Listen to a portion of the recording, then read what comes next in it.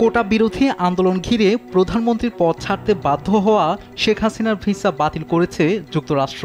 State ডিপার্টমেন্টের একটি ঘনিষ্ঠ সূত্রের বরাত দিয়ে ব্রিটিশ সাংবাদিক ডেভিড বার্কম্যান এক বার্তায় একথা জানিয়েছেন।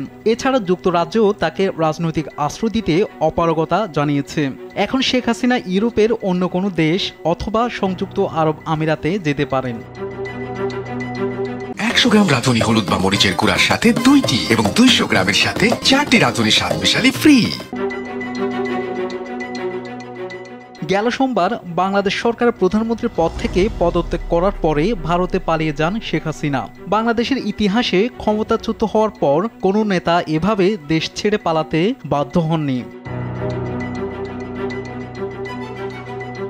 বার্তা সংস্থা এএপি জানিয়েছে, যুক্তরাষ্ট্রের সঙ্গে শেখ হাসিনার বেশ ভালো সম্পর্ক ছিল। তিনি যুক্তরাষ্ট্রের সঙ্গে ইসলামী চরম পন্থা রোধে কাজ করেছেন। এছাড়া মিয়ানমার থেকে আসা প্রায় 10 লাখ রোহিঙ্গাকে আশ্রয় দিয়েছেন। কিন্তু যুক্তরাষ্ট্র তার ক্রমবর্ধমান স্বৈরতান্ত্রিক মনোভাবের সমালোচনা করেছেন। এছাড়া বাংলাদেশের গণতান্ত্রিক প্রক্রিয়া রক্ষায় ভিসা নিষেধাজ্ঞার হুমকিও দেয়।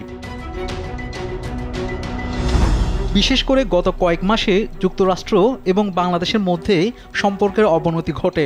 মার্কিন প্রেসিডেন্ট জো বাইডেন প্রশাসন বাংলাদেশের সর্বশেষ জাতীয় নির্বাচনকে অগ্রহণযোগ্য হিসেবেও অভিহিত করেছেন। এছাড়া নির্বাচনের পর রাজনৈতিক ব্যক্তি এবং সরকারি কর্মকর্তাদের উপর ভিসা নিষেধাজ্ঞা দেয় তারা। এএপি জানিয়েছে, বাংলাদেশকে তারা বৈদেশিক নীতির একটি পরীক্ষাগার হিসেবে ব্যবহার করেছে। তারা অব্যাহতভাবে মানবাধিকার, গণতন্ত্রের মূলনীতি, বিশেষ করে অবাধ ও সুষ্ঠু নির্বাচনের কথা বলেছে। দেশটি বাংলাদেশে বিভিন্ন কৌশল প্রয়োগ করেছে। তারা অব্যাহতভাবে রাজনৈতিক নেতাদের সঙ্গে বৈঠক করে রাজনৈতিক দলগুলোর মধ্যে সমঝোতা ও ভিসা নিষেধাজ্ঞার কথা বলে গেছে।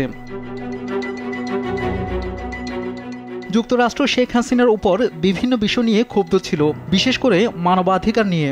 মানবাধিকার লঙ্ঘনের কারণে আধা সামরিক বাহিনী র্যাবের উপর নিষেধাজ্ঞা দিয়েছিল দেশটি।